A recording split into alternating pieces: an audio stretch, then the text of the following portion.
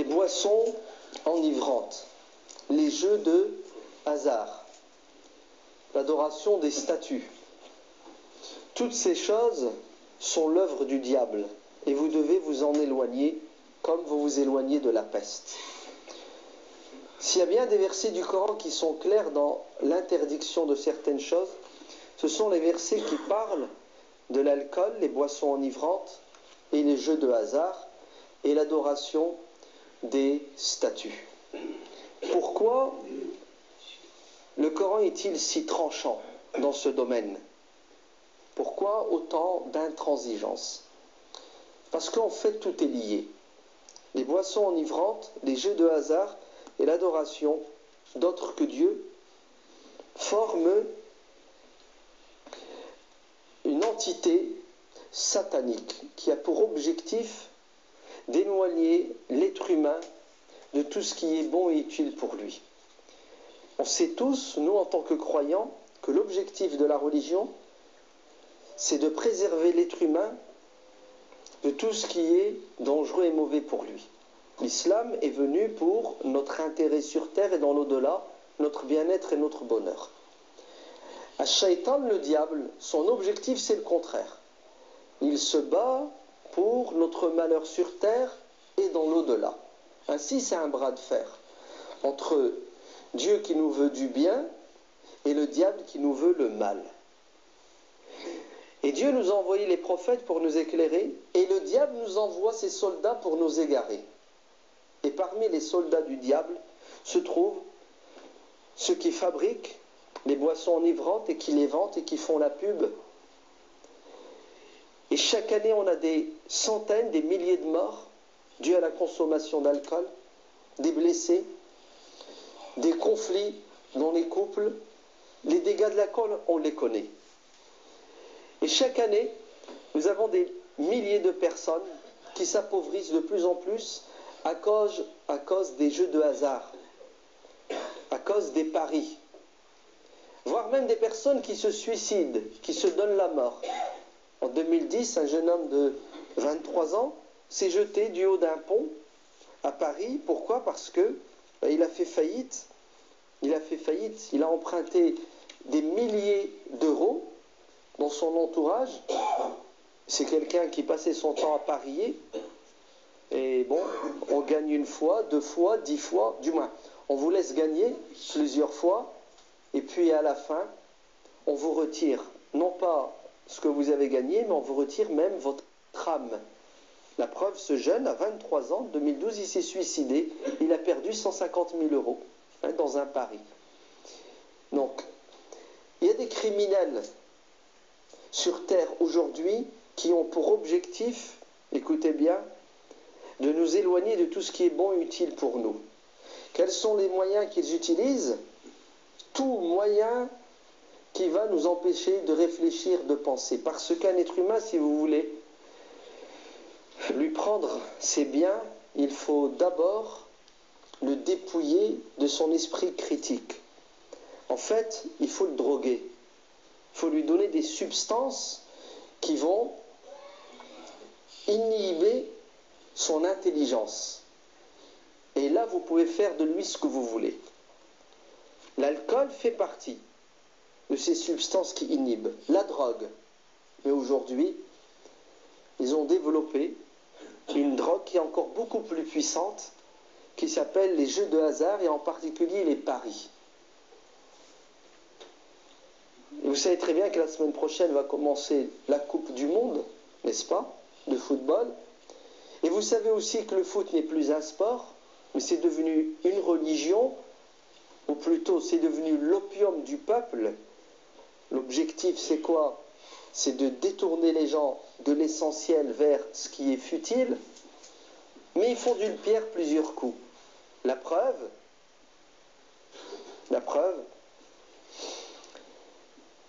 32% des gens qui parient, les parieurs, ont entre 18 et 24 ans. Vous entendez? Entre 18 et 24 ans. C'est terrible quand même. Vous savez à quoi pensent nos jeunes? Ils pensent non plus à leur avenir, en étudiant, en cherchant du travail, mais en restant assis dans leur fauteuil et à jouer au hasard. Et c'est grave quand même. Tu te rends compte? Ta vie est basée sur un hasard. Mais ce n'est pas choquant pour celui qui pense. Parce que on nous a enseigné depuis qu'on est petit qu'on est le fruit du hasard, n'est-ce pas? Nous sommes le fruit d'un accident. Ouais? Une explosion, un Big Bang. Ouais? Donc, d'où viens-tu? Mère Nature, le hasard. Bah, restez dans le hasard, on vous a dit. Ouais? Toute votre vie est un hasard. Mais pas un hasard heureux, un hasard malheureux. Parce que les mecs qui pensent et qui réfléchissent ne croient pas au hasard. Vous savez, ceux qui ont programmé ces jeux. Vous savez qu'avant 2010, il était interdit en France de jouer. Hein, via le net, le téléphone. Hein, interdit. Et quand ils ont vu que malgré l'interdiction, nos jeunes jouaient à travers l'Angleterre ou d'autres pays, le législateur français, soucieux non pas de la santé psychologique, morale des concitoyens, mais plutôt de sa santé à lui financière, puisqu'ils ont besoin de millions, n'est-ce pas, pour faire des campagnes politiques malhonnêtes, ben, qu'est-ce qu'ils ont fait? Ils ont autorisé les paris en ligne, chose qui était interdite. Et aujourd'hui, le résultat, c'est quoi? C'est que les paris en ligne augmentent, et sur l'année 2010, 448 millions d'euros, vous entendez, ont été misés. Une augmentation en permanence. Et 62% de ces sommes sont misées dans le foot. Les autres sports, le tennis, le volley, viennent après. Mais la religion qui domine, qui a le plus d'émules, c'est la religion du football. Et un jeune, en moyenne, mise 110 € par semaine. Vous entendez? 110 € par semaine pour le diable. Il joue avec 110 €. La roulette russe, ça s'appelle. Le hasard. Ouais, j'ai 110 €, je fais comment pour fructifier mon argent? Le hasard. Ça fait rire quand même, hein? Un être humain doué d'intelligence qui joue à la roulette russe toutes les semaines avec 110 €. Mais je viens de me tromper, doué d'intelligence. C'est là où le bas blesse, il n'y a plus d'intelligence, n'est-ce pas? Parce que n'est pas intelligent celui qui passe des heures et des heures à regarder des gens courir derrière un ballon. C'est pas possible, c'est pas de l'intelligence. En sachant très bien que ces gens-là qui courent derrière un ballon ne courent pas pour leur plaisir, encore moins pour le vôtre, vous le savez bien. S'ils courent derrière le ballon, c'est parce que c'est un métier, ils gagnent de l'argent. Mais à votre dépens, puisque vous vous en perdez. Vous perdez de l'argent, vous pariez, mais le pire, c'est que vous perdez quelque chose de plus important que l'argent. Vous perdez votre temps, c'est-à-dire votre vie. Vous vous détruisez. Regardez, subhanallah, dans quelle bulle nous sommes. Il n'y a plus rien de cohérent, il n'y a plus rien de logique. C'est normal. Les jeux de hasard, écoutez bien, sont considérés dans le Coran comme les frères siamois des boissons enivrantes. El-Khamr wal-Maysir. Si on te questionne au sujet des jeux de hasard et des boissons enivrantes, dit il y a du bien dedans, mais il y a beaucoup plus de mal que de bien, donc ça doit être interdit. Et je ne comprends pas pourquoi nos politiques n'interdisent pas les jeux de hasard. Si, je l'ai compris, pardon. Vous savez pourquoi? Parce qu'ils sont les premiers à en profiter, puisque les jeux de hasard sont taxés.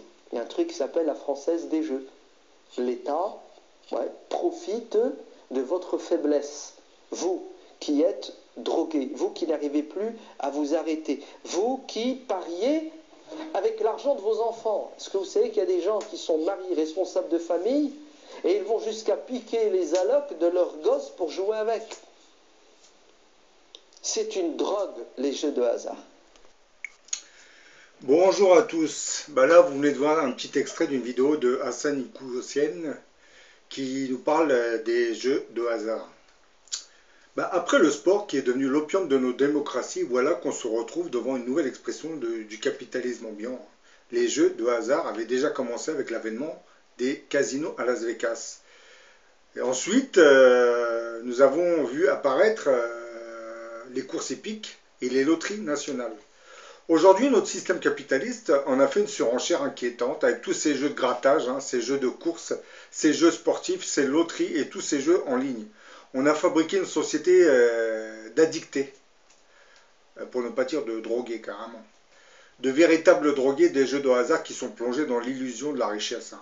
L'argent que l'on gagne ne doit pas être le fruit du hasard, mais le résultat d'un travail. L'argent que l'on gagne, on le doit à la sueur de son front. L'argent que vous gagnerez avec tous ces jeux de hasard est malsain. C'est de l'argent facile que les forces du mal vous remettent en main. Donc, sachant qu'il est maléfique, il vous échappera des mains et vous créera des tourments qui vous plongeront dans les errements de la vie de luxe et de avec toutes ses conséquences. Hein. Nous savons qu'en période de crise, la tentation est grande pour les plus démunis de se remettre à l'espoir d'un enrichissement facile. Hein.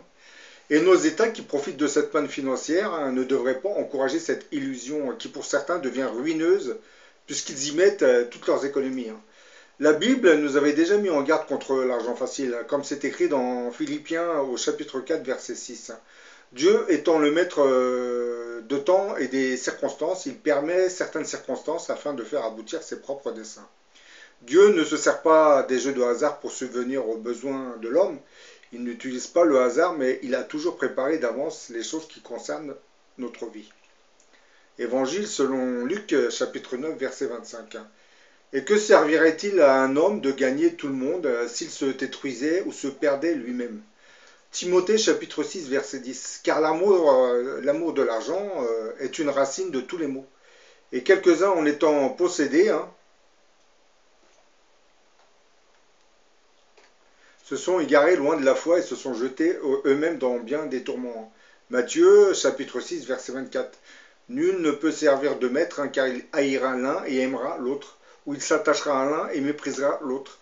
Vous ne pouvez pas servir à Dieu tout en servant le diable, indirectement bien entendu, hein, par l'intermédiaire des jeux de hasard. Aujourd'hui, nous sommes plongés dans cette société de l'illusion d'un enrichissement rapide. Hein. Les multiples sociétés qui vendent ces jeux de hasard dépensent des millions d'euros en marketing, hein, en tout genre, pour essayer d'attirer encore plus de clients ou de pigeons. Hein. Ça dépend comment vous voyez la chose. Hein. Par exemple, la Coupe du Monde de football qui se joue actuellement profite à beaucoup de ces sociétés qui engrangent des sommes incroyables grâce à tous ces paris mis en ligne hein, sur la toile internet. Hein. Selon l'Observatoire français des drogues et des toxicomanies, OFDT, hein, et l'Institut national de prévention et d'éducation pour la santé, hein, l'INPES, en France, plus de 600 000 personnes seraient touchées par l'addiction aux jeux d'argent. Et personnellement, je pense qu'il y en a beaucoup plus que ça. Quand les drogués du loto touchent le gros lot, leur vie bascule, hein, et pas forcément du bon côté. Voici l'histoire d'heureux gagnants du loto, hein, dont la vie s'est transformée en véritable calvaire. Après avoir gagné 26 millions d'euros, par exemple, le boucher de Bègle finira en prison. Quand vous gagnez un argent malsain, vous n'attirerez pas vers vous les forces du bien, mais celles du mal qui, profitant de votre richesse du moment, vous détruiront à petit feu. C'est ce qui se passe à beaucoup de gagnants. Hein. Ils pensent être sortis des besoins financiers, alors qu'en réalité, ils plongent dans un nouvel enfer qui les détruira à petit feu. Hein. À la différence de la vraie bourgeoisie qui avait acquis sa richesse progressivement, et pour certains en travaillant d'arrache-pied, hein, nos gagnants du loto, eux, se retrouvent du jour au lendemain avec des sommes faramineuses. N'étant pas familiarisés avec ce genre de richesse, ils finiront par s'enivrer de l'argent qu'ils ont gagné. Et pourquoi tous ces gens dépensent à tout va? Parce que leur inconscient sait que c'est de l'argent malsain qu'ils ont entre les mains. Et psychologiquement parlant, beaucoup de ces gens essaient de se débarrasser en fait de ce contrat signé avec le diable. Hein. Parce que c'est leur inconscient qui travaille. Ils savent que l'argent qu'ils ont n'est pas honnête. Donc lorsqu'ils s'empressent de le dépenser en achetant des voitures, des maisons, en distribuant un peu de l'argent, ben, en réalité ils sont en train de se débarrasser d'un poison qu'ils ont gagné. Mais ça, consciemment, ils ne le savent pas. C'est l'inconscient qui travaille. Je dirais même voir le subconscient qui connaît la réalité des choses. Prenons les deux exemples suivants. Vous avez le fameux Pascal Brun, qui était le boucher de Bècle. Hein. Celui-ci avait gagné 26 millions d'euros en 2004. Hein. Artisan sans histoire, hein. Du jour au lendemain, ce boucher vendra son commerce et changera radicalement de vie. Hein. Et il sera arrêté plusieurs fois pour conduite en état d'ivresse. Hein. Il sera une première fois condamné à 210 heures de travaux d'intérêt général. Hein. Là, il ramassait des poubelles. Et sa Ferrari sera saisie. En 2009, un nouveau contrôlé positif à l'alcool au volant, il proposera 1000 euros aux policiers pour passer l'affaire, sous silence. Hein. Il sera en fait poursuivi pour conduite en état d'ivresse et tentative de corruption de fonctionnaire. Résultat, 6 mois de prison, dont 3 fermes, annulation du permis de conduire, saisie de sa deuxième Ferrari et 500 euros d'amende à verser aux policiers pour préjudice moral. Oui, comme vous voyez, on lui a saisi sa Ferrari, mais monsieur va en acheter une autre. Hein. Oui. Donc, comme il a gagné 26 millions d'euros, il peut se permettre d'acheter je ne sais pas combien de Ferrari. C'est vraiment, voilà, on jette l'argent, c'est ce que je dis. Hein. C'est inconsciemment, ce sont des gens qui veulent se débarrasser de ce poison qu'ils ont gagné. Hein. C'est comme si le diable leur avait tendu un chèque, ils l'ont pris, et par la suite, leur subconscient leur fait comprendre que ce que vous avez entre les mains, c'est de l'argent sale, c'est de l'argent démoniaque. Donc arrangez-vous pour le dilapider, pour vous en débarrasser. L'ancien boucher s'est fait cambrioler, hein. Son neveu l'a été aussi. Hein. Un artisan qui faisait des travaux chez lui avait volé un chèque et encaissé 20 000 euros. Un de ses frères avait acheté un immeuble, mais ses locataires ne veulent pas le payer. Hein. Ils disent qu'il est assez riche. Et son autre frère avait dû changer son fils de lycée à 2 reprises. Hein. Ce dernier avait finalement dû poursuivre des études par correspondance. Hein. Aujourd'hui, l'ex-boucher vit encore de ses rentes, hein, bien moins importantes hein, qu'il y a presque 10 ans, puisque monsieur a dépensé beaucoup de cette richesse. Hein. Quand les religions vous expliquent que l'argent facile ne peut attirer que le mal vers vous, il faut les écouter. L'inconscient ou le subconscient de ce boucher lui avait suggéré de se débarrasser de cet argent. Bon, vous vous doutez qu'il ne s'était pas débarrassé de la totalité de ce qu'il avait gagné. Mais en perdant des millions et des millions, en réalité, c'est un peu ce qu'il fait.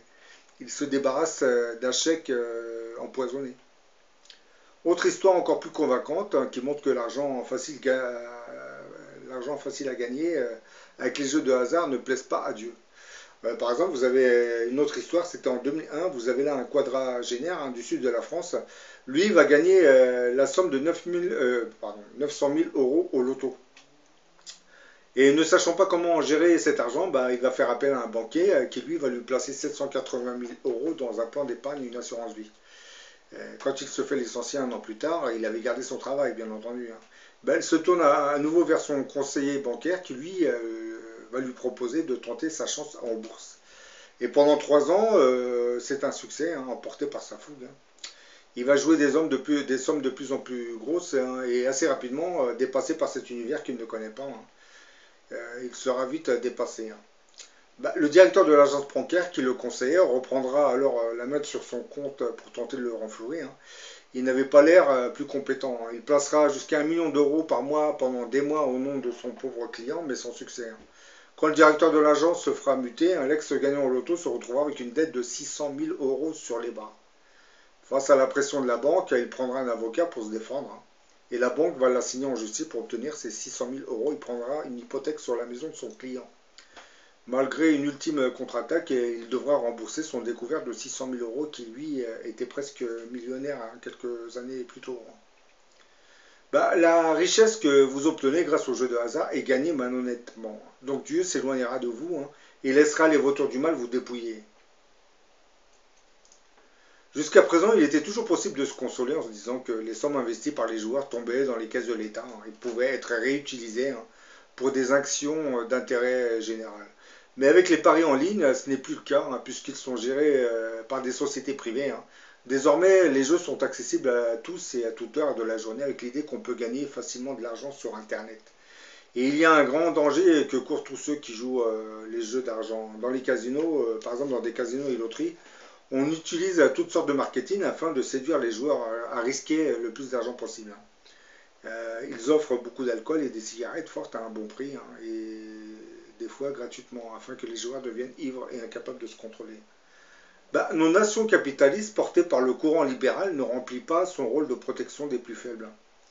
nos nations laissent leur addiction les joueurs pathologiques qui se ruinant, pour certains, en arrivent au suicide. Hein. Un religieux doit se garder des tentations que le diable sait si habilement placer devant lui et apprendre à remettre tous ses problèmes et difficultés entre les mains de Dieu. Il ne peut en aucun cas se livrer aux jeux d'argent ni aux spéculations en bourse hein, qui invoquent la chance ou la malchance qui devient une sorte de superstition assez malsaine. Aujourd'hui, beaucoup de gens qui se disent plus ou moins croyants prient Dieu pour qu'il les aide à gagner l'argent par les moyens de loterie, hein, comme l'euro-million, le bingo, etc. etc. hein.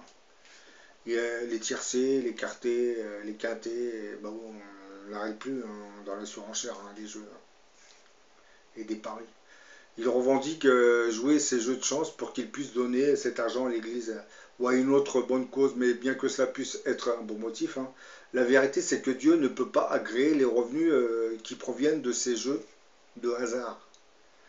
Donc il faut bien comprendre que lorsque vous gagnez de l'argent qui provient de jeux de hasard, même l'euro-million ou le tiercé ou le quarté, hein, vous ne pouvez pas vraiment remettre cet argent à des églises hein, ou à des mosquées, parce que, faut vous dire une chose, c'est de l'argent sale.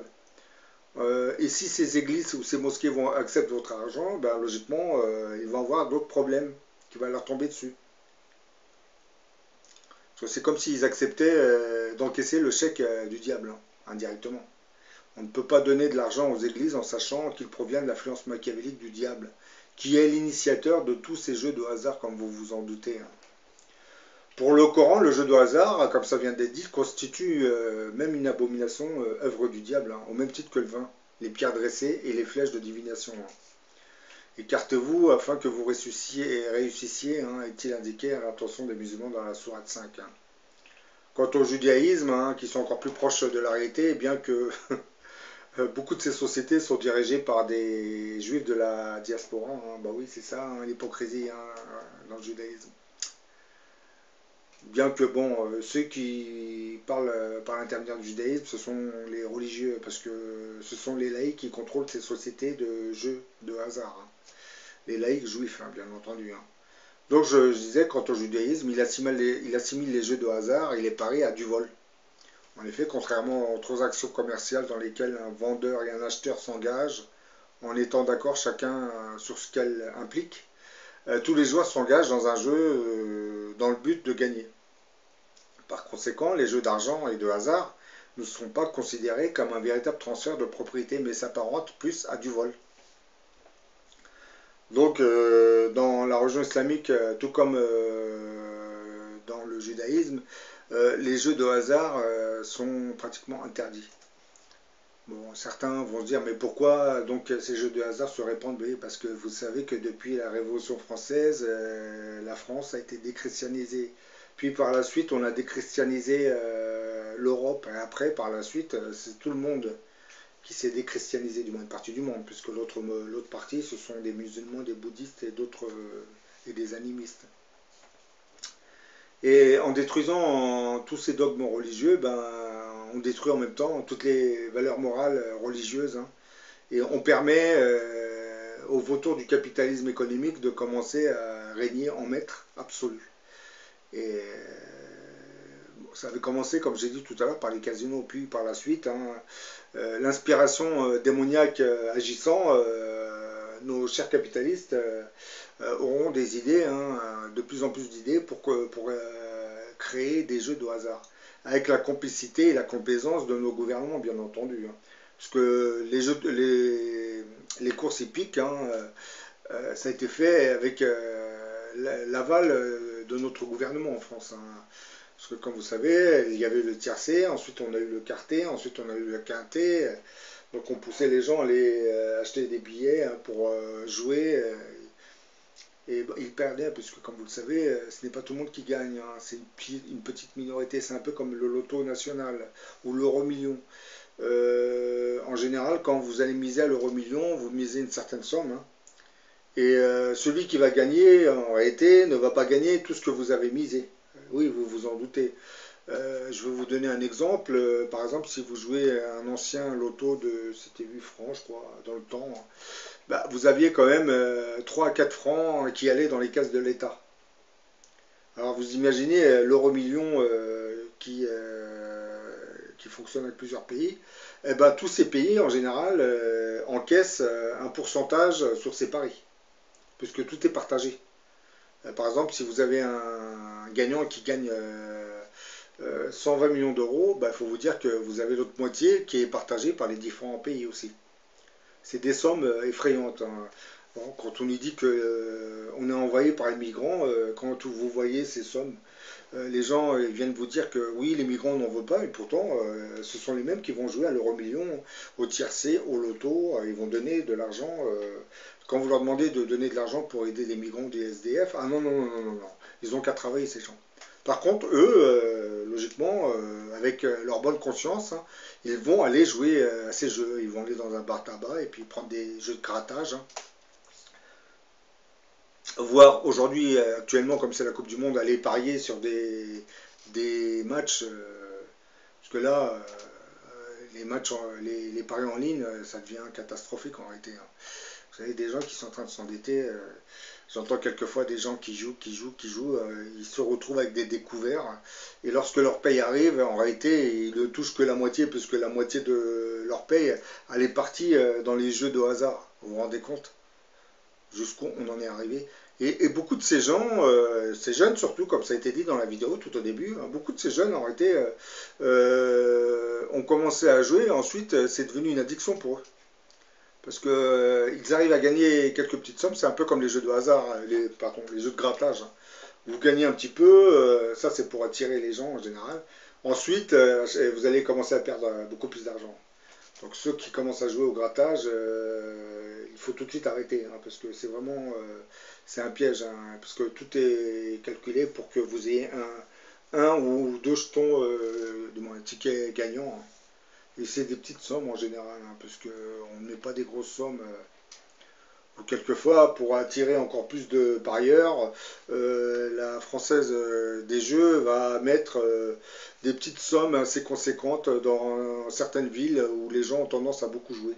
Et comme ça, la personne qui va gagner cette somme va, comment dire, on va lui faire une publicité, on va dire que ici, cette personne a gagné tant.